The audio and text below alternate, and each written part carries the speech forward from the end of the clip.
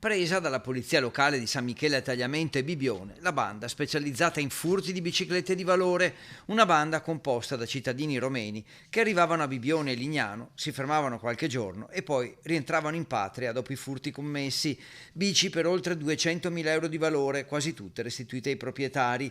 La banda era composta da 4 persone e dopo le denunce delle vittime era stata individuata la seconda trasferta dagli agenti grazie ad appostamenti e immagini di telecamere pubbliche e private. Il gruppo usciva di casa solo per effettuare sopralluoghi e poi furti.